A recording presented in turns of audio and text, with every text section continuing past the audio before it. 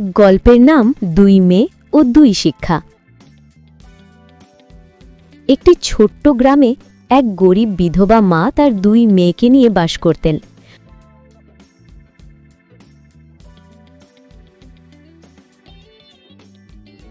বড় মেয়ের নাম ছিল কুসুম আর ছোট মেয়ের নাম ছিল শিউলি। একই ঘরে বড় হলেও দুই বোনের স্বভাব ছিল একেবারেই আলাদা।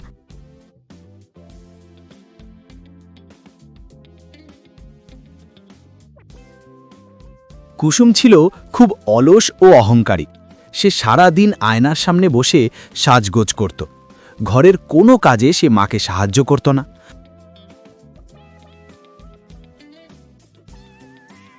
আর গরিব মানুষদের দেখলে তুচ্ছ-তাচ্ছিল্য করত।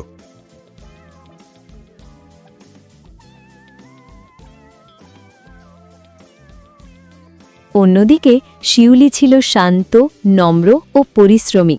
সে নিয়মিত মায়ের কাজে সাহায্য করত এবং গ্রামের অসুস্থ ও অভাবী মানুষদের সেবা করত।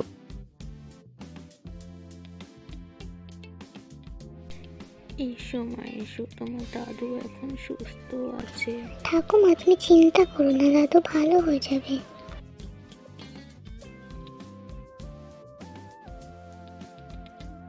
তার মুখে সবসময় একটি মিষ্টি হাসি লেগে থাকত।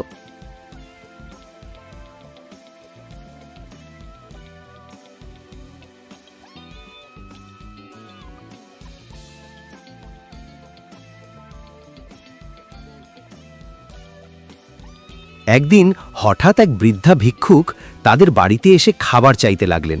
বৃদ্ধার গায়ের কাপড় ছিল ছেঁড়া, আর ক্লান্তিতে তিনি প্রায় দাঁড়াতেই পারছিলেন না। এখান থেকে চলে যাও, তোমার নোংরা কাপড়ে আমার বাড়ির বারান্দা নোংরা হয়ে যাবে। কথাগুলো বলেই কুসুম মুখ ঘুরিয়ে নিল।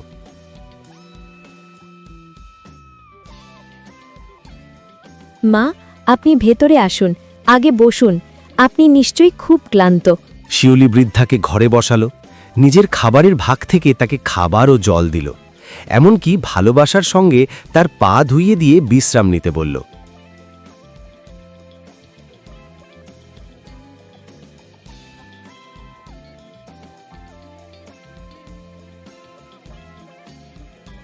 হঠাৎ করে সেই বৃদ্ধা এক উজ্জ্বল আলোয় বদলে গেলেন।